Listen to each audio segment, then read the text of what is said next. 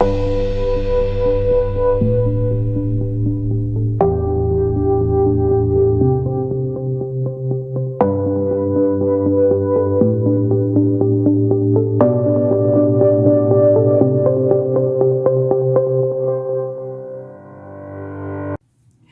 ¿qué tal? ¿Cómo están mis queridas amigas? Bienvenidas a Mi Tiempo con Dios.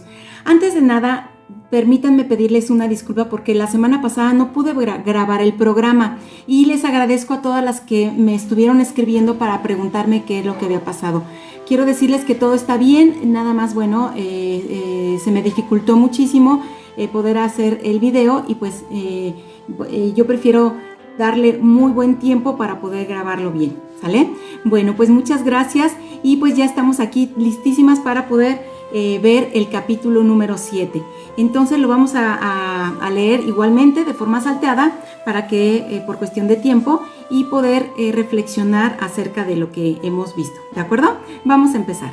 Dice así: el arca de Dios, llevaron el arca de Dios a la casa de Abinadab y consagraron a su hijo Eleazar para que la cuidase. Desde ese día transcurrieron 20 largos años. Fue muchísimo tiempo, durante los cuales el pueblo de Israel gemía y suplicaba a Dios. Entonces Samuel se dirigió al pueblo diciéndoles: si ustedes se vuelven a Dios con sinceridad y quitan de en medio de ustedes los dioses extranjeros, recuerden, dioses, Dios con D minúscula, y las imágenes de los Baales, esos eran dioses de los pues dioses extranjeros, ¿no? Ídolos que ellos tenían. Si permanecen fieles a Dios, sirviéndole solo a Él, entonces Yahvé los liberará de los filisteos. Aquí yo quiero hacer una pausa y vamos a ir viendo de a poquito, vamos a ir reflexionando ahora sí que sobre la marcha. Cuando Dios repite en varias ocasiones lo mismo, o sea, es muy enfático en una idea, es porque quiere que tú prestes especial atención en aquello que te está diciendo. No es algo así como que dice, bueno, pues si lo quieres considerar o piénsalo o reflexiona acerca de lo que te estoy diciendo. No, cuando Dios repite varias veces lo mismo es porque quiere que tú tomes cartas en el asunto, que tú actúes en el momento, que lo hagas. Ya hemos visto en diferentes capítulos que Dios no quiere que tengas otros dioses, no quiere que tengas otros ídolos, no quiere que tengas imágenes o estampitas o que pongas altares con diferentes imágenes y veladoras y todo esto. Dios lo que quiere es que solamente lo alabes a Él. Dios en Éxodo 20 dice que no te hagas imágenes ni de lo que está arriba en el cielo, ni debajo aquí en la tierra, ni debajo de la tierra, o sea, en el mar. No le gusta que tú tengas otras imágenes y que te postres ante ellas. Ahí en Éxodo también dice que no te postres ante esas imágenes. Entonces, si es tan repetitivo en lo mismo, quiere decir que necesitas prestar especial atención en esto, pero no nada más para prestar atención y decir, sí, claro, tienes razón, sino actuar, llevarlo a cabo. Entonces, bueno, vamos a seguir leyendo qué es lo que pasó con los israelitas. Dice, se los voy a volver a repetir, viene en el versículo número 3, dice, si ustedes se vuelven a Yahvé con sinceridad y quitan de en medio de ustedes los dioses extranjeros y las imágenes, si permanecen fieles a Dios, sirviéndole solo a Él, fíjense bien, entonces Yahvé los librará de los filisteos. Aquí nosotros podríamos pensar, bueno, pues yo no tengo ningún filisteo atacándome. Sí, pero si lo aterrizamos a nuestra vida, ¿cuáles serían tus filisteos o cuáles serían mis filisteos? Son los problemas cotidianos que nosotros podemos tener. Entonces, si nosotras le servimos únicamente a Dios, si quitamos esas imágenes y esos altares que podemos tener en nuestra casa y únicamente le pedimos a Dios cuando tenemos un problema o alguna situación, entonces Dios nos va a escuchar y Dios nos va no nos va a quitar problemas. Eso es algo que quiero yo aclarar en este momento. El hecho de que nosotros estemos sirviéndole simplemente o nada más a Dios no quiere decir que nuestros problemas van a desaparecer. Eso es una mentira, no es cierto. Vamos a seguir teniendo problemas. Aquí el punto es que nuestros problemas van a ser resueltos de forma diferente, van a ser encarados por nosotras mismas, con la ayuda de Dios, de forma distinta. Y como los vamos a ver de forma diferente, pues se van a resolver de forma diferente. Dios nos va a ayudar a que esos problemas se vayan a resolver de forma distinta y que no nos agobien esos problemas. No sé si quede claro con esto. Entonces, vamos a seguir adelante. Dice, los israelitas pues expulsaron a todos estos ídolos, a todas estas imágenes, y se pusieron a servir solo a Dios. Y entonces dijo Samuel, reúnan a todo Israel en Mizpá, y yo rogaré a Dios por ustedes. Entonces todo el pueblo de Israel se reunió en Mizpá y ayunaron todo ese día. Y durante ese día y dijeron, hemos pecado contra Dios. Ese es otro punto en el cual yo quiero hacer una pausa. Ellos se reconocieron pecadores. ¿Te acuerdas que hablamos en otro programa anterior? Que si tú te reconoces pecadora y si reconoces tu pecado y si te arrepientes de ese pecado, Dios te perdona. Dice la palabra de Dios, Dios es fiel y justo para perdonar tus pecados. Entonces, si tú te reconoces pecadora y te arrepientes de ese pecado, en este caso está hablando de que se volcaron ante otros dioses, de que pusieron altares a otros dioses, a otros ídolos. Ellos reconocieron, ellos los hicieron a un lado, los botaron y se reconocieron pecadores. Y entonces, ¿qué pasa? Dice así, y bueno, Samuel ofreció un sacrificio a Dios.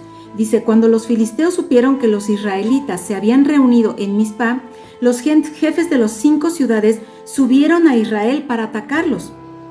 Los israelitas tuvieron miedo y dijeron a Samuel, por favor Samuel, no dejes de invocar a Dios para que Él nos salve de los filisteos. No dejes de invocar a Dios.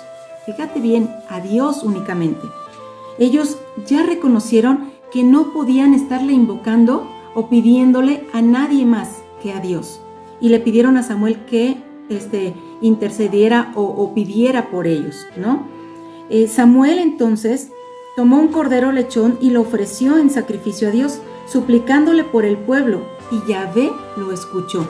Hasta ahí. ¿Te acuerdas que dijimos que en el versículo número 2, cuántos años había pasado en los que el pueblo de Israel les estaba pidiendo y suplicándole a Dios y Dios no escuchaba? Y en ese momento Dios escuchó. ¿Por qué? Porque ellos obedecieron. Ellos quitaron sus ídolos, ellos quitaron sus ofrendas a otros dioses y sus altares a otros dioses. Entonces fíjate bien lo que va a pasar más adelante. Dice así, los filisteos se lanzaron al ataque contra Israel, pero la voz de Dios resonó como un trueno en medio de los filisteos y cundió el pánico entre ellos y fueron vencidos por los hombres de Israel. ¿Qué pasa? Cuando Dios está con nosotros, dice la palabra de Dios en Romanos 8:31, te lo voy a leer. Romanos 8:31 dice, si Dios conmigo, ¿quién contra mí? Cuando Dios está de mi lado, cuando Dios está conmigo, yo no importa el problema más grande que pueda tener encima. ¿Quién contra mí? Ese problema no me va a vencer porque Dios Todopoderoso está conmigo, ¿ok? Dice en Hebreos 4:12, la palabra de Dios es viva y eficaz. Fíjate muy bien lo que dice. En efecto, la palabra de Dios es viva y eficaz, más penetrante que toda espada de doble filo. Penetra hasta la raíz del alma y del espíritu, sondeando los huesos y los tuétanos para probar los deseos y los pensamientos más íntimos.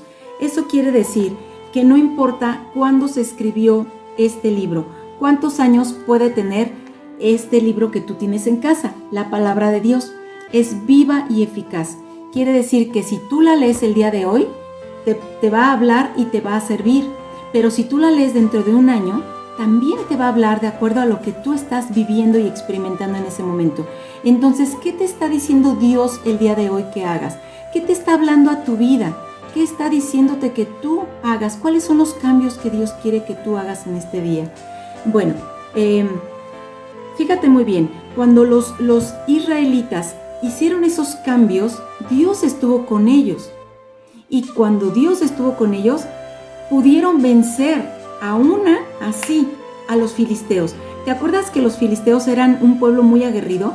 Y fueron los primeros que instituyeron o que inventaron, digamos, ponerle hierro a sus armas. Entonces eran muy poderosos. Bueno, pero cuando Dios estuvo con los israelitas, en ese momento los vencieron. Pero tuvieron que pasar 20 años para que los israelitas pudieran entender, pudieran comprender y pudieran obedecer la palabra de Dios. Ahora yo te pregunto, amiga, ¿cuántos años más van a pasar para que tú puedas creer en la palabra de Dios? Para que tú la puedas llevar a cabo y realmente obedecer lo que dice Dios en su palabra. Fíjate bien lo que dice más adelante. Samuel tomó entonces una piedra y la puso entre Mizpa y Jasana y dio a aquel lugar el nombre de Ebenezer. En aquel entonces los nombres eran muy importantes. Cada nombre tenía un significado. Cada nombre, ahorita quiero recordar, Abraham, por ejemplo, se llamaba primero Abraham y después Dios le cambió de nombre y le puso Abraham con una H intermedia. ¿Por qué? Porque eso quiere decir padre de multitudes o de naciones. También le cambió el nombre a Sarai, le puso Sara, porque también quiere decir algo así como madre de muchos o algo así. Ahorita no lo recuerdo. También le cambió el nombre, por ejemplo, Isaac, su nombre quiere decir risa. ¿Y sabes por qué se llama así? Porque Sara se rió cuando el ángel de Dios le dijo a Abraham que iba a tener un hijo. Entonces Sara se rió y dijo, pues ¿cómo? Si yo soy anciana, ¿cómo voy a tener un hijo? Y por eso es que Sara se rió y por eso es que Isaac se llama así, risa. Y así podemos hablar de muchos nombres que vienen en la Biblia que significan, por ejemplo, Jacob, Dios le cambió el nombre y le puso Israel. Entonces cada cambio de nombre es por algo, por una razón. Entonces ahorita Samuel le pone Ebenezer a ese lugar porque eso quiere decir piedra del socorro, diciendo hasta aquí nos ha socorrido Yahvé. O sea, Ebenezer quiere decir hasta aquí nos ha ayudado Dios, ¿sí? O Yahvé. Y después en el versículo número 13 dice, después de esta derrota, los filisteos no se atrevieron a invadir más el territorio de Israel. Entonces, bueno, amiga, yo te quiero ya para cerrar, para concluir, recordar estas 3 lecciones o estas 3 reflexiones que Dios nos ha mostrado en este tiempo, en mi tiempo con Dios. El primer punto es que si Dios está con nosotros, no hay problema más grande que nos pueda vencer. No hay nada que pueda vencernos. Si Dios conmigo, ¿quién contra mí? Punto número 1. El punto número 2 es que Dios no nos quiere compartir. Él no quiere que tengamos otros dioses u otros ídolos. Él no quiere que tengamos en un altar muchas figuritas y que primero le pidamos a después a y después a este. Dios quiere que únicamente y exclusivamente le pidas a Él. Si Dios está contigo, ¿quién contra ti? Ese es el tercer punto. Si Dios está contigo, ¿quién va a estar contra ti? Lo único que necesitas es estar tú al 100% con Dios. Y Él no te quiere compartir. Él no quiere que estés un pedacito con Él y otro pedacito con otra persona y así. Él te quiere única y exclusivamente para Él. Entonces, amiga, la reflexión de este día es esa, que tú hoy tomes la decisión y que escuches la palabra de Dios, que obedezcas a Dios en su palabra y que en este momento actúes. Dios no quiere que te pongas a pensar si lo vas a hacer o no. Él quiere que ya lo lleves a cabo, ¿ok? Y recuerda, conoceréis la verdad y la verdad os hará libres. Que tengas un excelente día. Chao.